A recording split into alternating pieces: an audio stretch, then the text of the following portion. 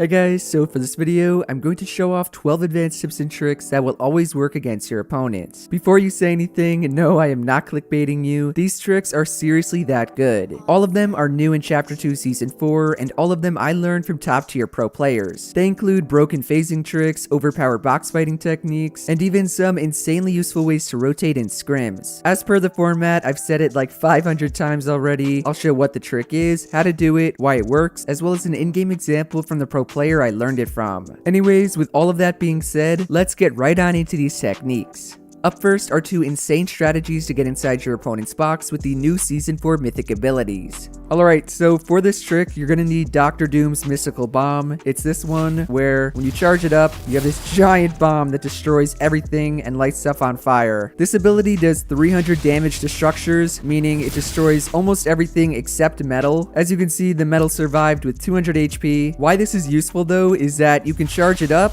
break straight into your opponent's box, and you only take 1 damage. That was a little more since I caught on fire. Here it is again with Brick, and as you can see, I'm only going to take 1 damage and break straight through it. So this is what it looks like from your opponent's POV. They'll be inside their box, hear you charging it up, and no matter what they do, you will get inside of it and only take 1 damage. Then the other mythic ability that is pretty similar uses the Silver Surfer ability like this. All you have to do is walk straight in front of the wall, make sure you're hugging it like the crash pad trick, and then just use the Silver Surfer ability and you'll go straight through their fully built metal for a nice shot.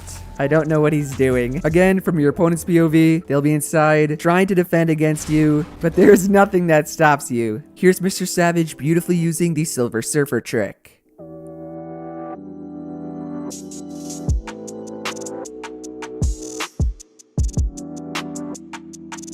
Next up is a 200 IQ way to use portaforts, which yes, if you did not know, are back in the game. Like I was saying, all you need for this is a portafort. The trick is to aim the portafort at your opponent's 1x1. They'll be inside holding their wall, and as you can see, it's gonna build around me and take their wall, which I can edit, place a ramp in, edit it back, mongrel classic, easy kill. What you'll notice if I try to do it at full speed is that you kind of have these annoying tires in the way, which might bounce you up. So what you can do instead is turn to your right, throw it the same way, and this time you actually have room to work with. You could even turn around and do it, that way you already have this edit made.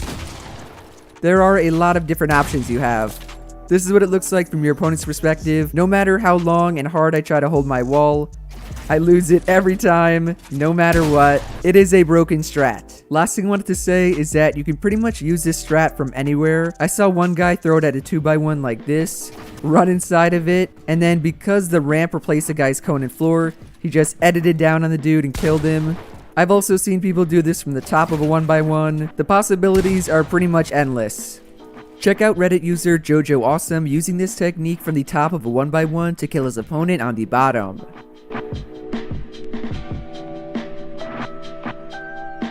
Fourth on my list is the best and really the only counter there is to getting boogie bombed. As I'm sure all of you know by now, boogie bombs are insanely broken. Once you get boogie bombed, you can literally not do anything and any good player will be able to kill you. I guess Kazaki's not a good player. The way to counter getting boogie bombed is to just spam your crash pad button. As you can see, once I get boogie bombed, I can still crash pad by just spamming my space, and I can keep going really far away to get away from my opponent. One more time, all you need to do is just spam space. You cannot shoot as you do it. You cannot do anything because you're technically still boogie bombed. However, you can get away from your opponent, which is extremely important and very helpful because by the time you do all that, you should be out of your boogie bomb and you're able to fight back. Speaking of boogie bombs, trick number 5 is a really simple way to always boogie bomb your opponents. This technique, like I said, is very simple. All it is just baiting out your opponent to make an edit or just to come out of their box. I shoot this way, my opponent thinks I'm fighting someone, he opens up, I boogie bomb him, box him up.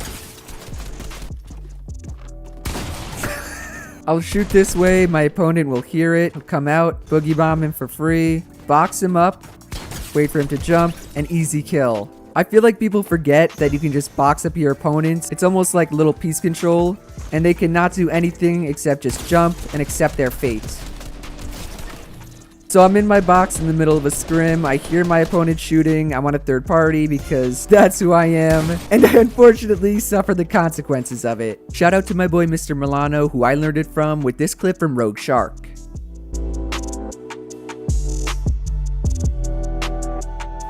Sixth up is a new crash pad technique that I can almost guarantee none of you have ever seen before. By now, if you guys do not know how to use crash pads to get into boxes, then I honestly don't know what to tell you. You have this one where you stand right in front of a wall, you throw it above you, and it sends you straight into your opponent's box. For a kill. Then there's also this one where you place a cone or ramp on top of your opponent's box. You aim your crash pad towards the bottom of the structure, jump up, and that will send you straight into their box the same exact way.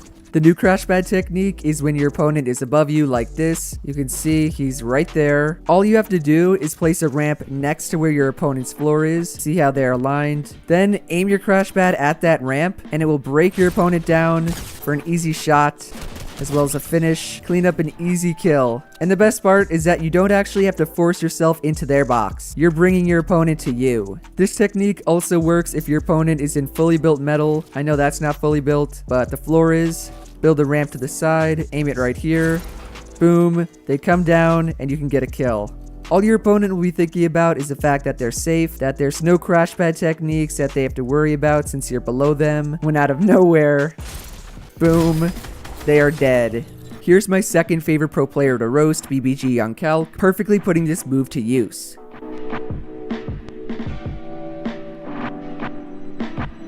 More than halfway through, we have another phasing trick, this time with a bouncer. The way this trick works is that you have your opponent in a box in front of you. I can see Mr. Kazaki right there. You're trying to get into his box, but nothing is working, so you need to pull out a phasing trick. The thing is, you don't want to just put a ramp over your head because he's going to expect that. He sees it coming, and that it's out.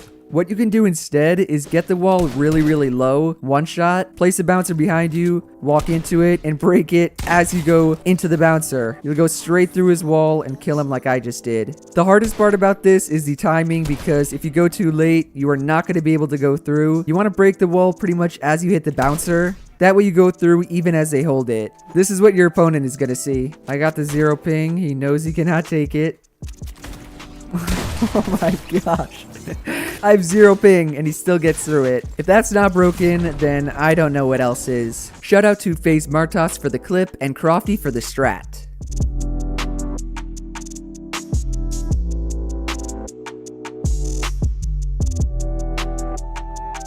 Tricks 7 through 9 are the best and most efficient ways to rotate in Chapter 2 Season 4. The first of the 3 rotation tricks I'm going to show involves shockwaves, which I have right here, as well as bouncers, which are probably the best rotation item you have, outside of shockwaves of course. What you want to do is box up, just like you would be in an end game or a mid game of a scrim or tournament. You then want to get inside of a cone. I know it's weird, but just do it. After that, you want to place a bouncer, and while the bouncer is going, you want to place a shockwave, and it will send you incredibly far. How long was that? 100 meters. Oh my gosh. Be aware the bouncer will get destroyed if you do not do the shockwave right away. You can see after about 3 or 4 seconds, it goes away. All that means is you gotta be quick with the shockwave. I was not quick enough that time. So say I'm in FNCS, I gotta rotate, get in a cone, place it, throw my shockwave, and I am gone all the way to the half and half zone without a launch pad. And speaking of reasonable rotations, this one is pretty much the same exact thing, except this time, you're pulling out the crash pads. Everyone loved these last season because all you had to do was edit a cone like this, throw the crash pad, and you would go pretty darn far. That's about a 37 meter rotation. Pretty solid, especially for solo endgames. However, with launch pads out, we need something much better to make us go much farther. So the big difference this time is that you want to edit the floor like this, and then you want to edit the cone in whichever direction you want to go. That would be straight, this would be diagonally to the right, this would be diagonally to the left. And again, what you do is get inside the cone like a weirdo. I'm gonna place down the bouncer, throw the crash pad, and that is gonna send me really far.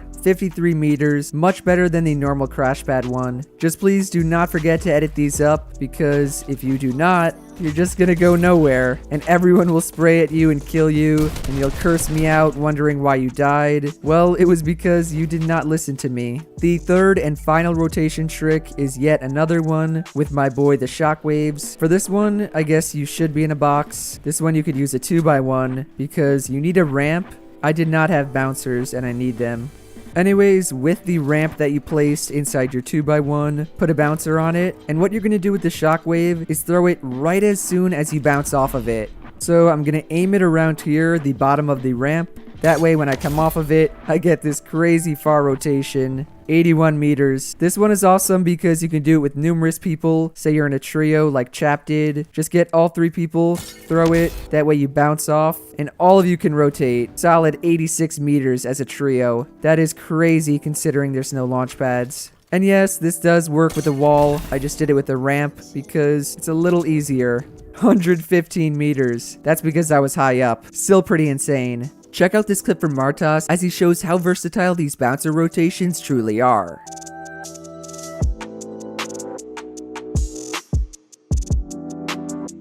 As I'm sure all of you know by now, mainly because I've made like 3 videos on this tactic, you can actually explode fishing holes with the boat missile. I missed. And that will give you 3 items of loot. I got 2 snipers, a flopper. However, there are a few other things you can use it with that do not just include boat missiles. This trick also works with Dr. Doom's arcane gauntlets. I just gotta aim it at the fishing hole, and boom, I get 3 items of loot. You'll probably end up with no fishing holes because you just destroyed them all. Well, what about if you do not have the arcane gauntlet, if you do not have a boat? What you can do is throw a crash pad at the fishing hole, and that will explode it. Even in the storm, it works. So if you guys do not have a boat and you want to utilize this broken strategy, just get Dr. Doom's arcane gauntlet or a crash pad because both of them work just like a boat missile. Second to last technique is a reminder of the shockwave trick that I showed last season. What you do is you set up 2 tiles away from your opponent's box. That's the one we're going to phase into. Build a wall in front of you, take out your shockwave grenade, and aim it for the center of the wall, and that will send you perfectly into their box for a nice and easy kill. No matter what your opponent does, they can hold the wall on 0 ping like I am. You are going to get straight into their box. Here's the proof. Before I forget, you can also do this from the top to replace their cone and floor. You just have to build 3 tiles away, not 2, place a wall at the end, and set up in between the 3rd and 2nd floor tile. Once you aim the shockwave at the middle of the wall, it will send you right over their box, which you can replace with your own cone and floor, edit it open, I fell down, and get a nice kill. This method is a lot safer, but it requires a lot more time and strategy. Final trick is arguably the most 300 IQ strat ever that I learned from the most handsome gamer in the world, Liquid 72 Hours. I showed this in my mouse review video that I did on the Final Mouse Ultralight 2, but I feel like not enough people saw it. Basically what the trick is that if you hold out your cone, I can place my cone anywhere, and then I place it over one of my opponent's cones, I can actually figure out which cone they are hiding under. It's this one because there is a lock on it. If I go to any other one, there's like an arrow with a little circle, while this one, which I know he's hiding in, has a lock sign. That lock sign just means that they're holding the edit. This is the best way to find out which cone your opponent is hiding under. Just take out your cone and look for the lock sign. There he is. Look at the little guy in there. Here is NRG Benji Fishy using it to pick up a free kill.